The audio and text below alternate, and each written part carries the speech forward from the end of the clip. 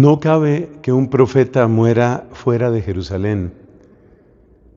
Es una frase que puede sonar misteriosa para algunos de nosotros.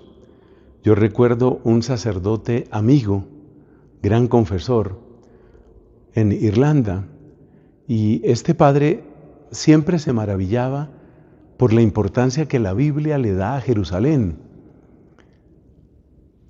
Jerusalén, pensaba él, pues es una ciudad muy importante, es la capital del reino de Judá y de Israel, pero ¿por qué tanto amor? ¿Por qué tanta importancia de Jerusalén?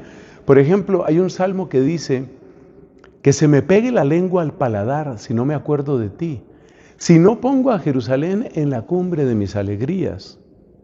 ¿Por qué tanta importancia? ¿Por qué se le da tanta importancia a una ciudad? Esto nos puede llamar mucho la atención.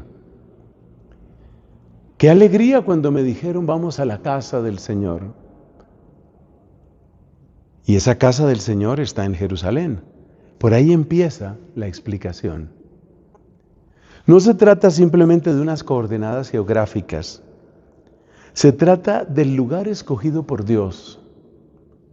Se trata del lugar del templo, el lugar de los sacrificios, el lugar de la alianza, el lugar de la primera gran victoria de Dios, allá en tiempos del rey David, 1000 años antes de Cristo.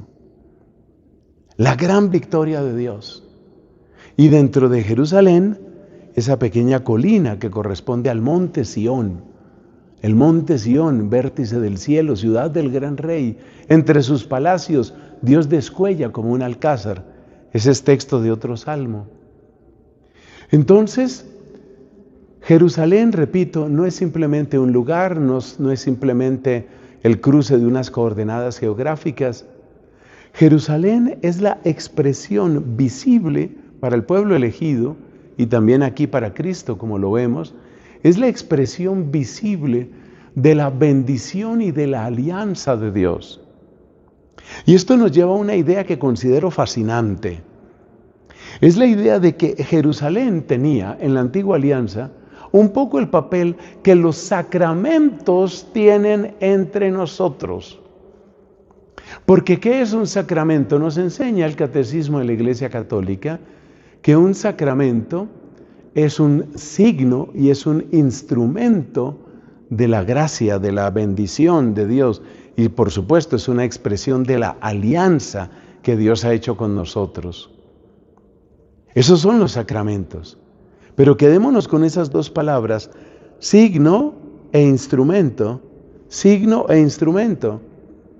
Pues resulta que precisamente eso es lo mismo que hacía Jerusalén.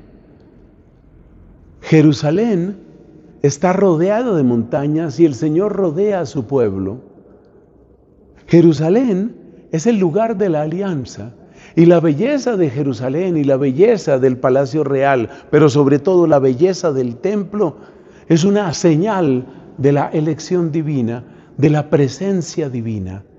Por eso, cuando a comienzos del siglo VI antes de Cristo, los caldeos arrasan y saquean a Jerusalén primero, y después la arrasan, la devastan completamente, derriban sus murallas, la incendian y deportan a sus habitantes, el dolor no podía ser mayor.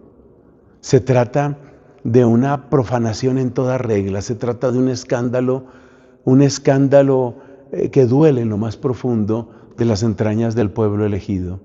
Porque Jerusalén es el signo de Dios, el signo de la elección divina. Es el signo de la alianza, es el signo de la presencia. Pero por otra parte, Jerusalén es también el instrumento de esa bendición. Por ejemplo, en aquel salmo, el Salmo 121, que habla, qué alegría cuando me dijeron vamos a la casa del Señor, dice, allá están los tribunales de justicia en el palacio de David. Ya hemos explicado en otra oportunidad que la justicia se refiere a la llegada del orden de Dios en nuestra vida. Eso es lo que significa la justicia. Es decir, que de Jerusalén mana, de Jerusalén brota el orden de Dios. Allá están los tribunales de justicia, como diciendo, allá es donde las cosas se ponen en orden. Allí es donde Dios pone en orden las cosas. Eso es lo que significa esa expresión de aquel salmo. Por consiguiente, no era únicamente un recuerdo Jerusalén, sino era una realidad viva y palpitante de una bendición que fluye. Una bendición que no debía quedarse únicamente en Jerusalén. Por eso vamos a escuchar a Jesucristo en el capítulo 1 de Hechos de los Apóstoles cuando dice, precisamente a sus apóstoles les dice, que esperen en Jerusalén la llegada del Espíritu Santo y que después sean testigos del resucitado, empezando por Jerusalén, siguiendo por Samaria, que queda un poco más al norte, y hasta llegar a los confines del mundo. Es decir, que de Jerusalén va a brotar toda esa salvación. Y de hecho, la fe que tú tienes, si eres cristiano, mucho más si eres católico, la fe que tú tienes viene de Jerusalén. Porque en Jerusalén sucede la muerte del Señor. En Jerusalén se da la perfección del sacrificio con la muerte de Cristo en la cruz. Y de Jerusalén viene la noticia de la resurrección. Por eso nosotros amamos a Jerusalén, solo que nosotros no estamos en este momento mirando a Jerusalén como la miraban los judíos. ¿Sabes por qué? Porque ya dijimos que Jerusalén tenía un valor como de sacramento. Lo que son los sacramentos para nosotros, eso era Jerusalén para los judíos.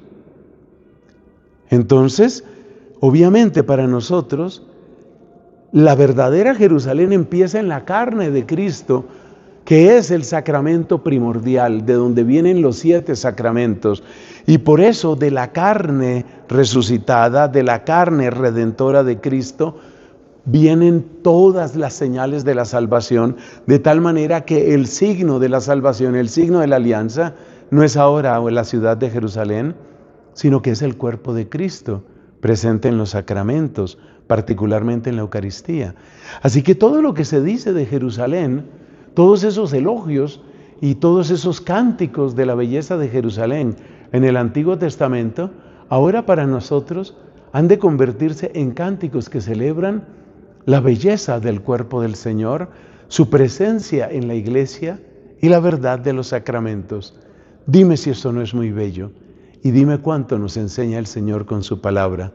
La gloria para Él. Amén.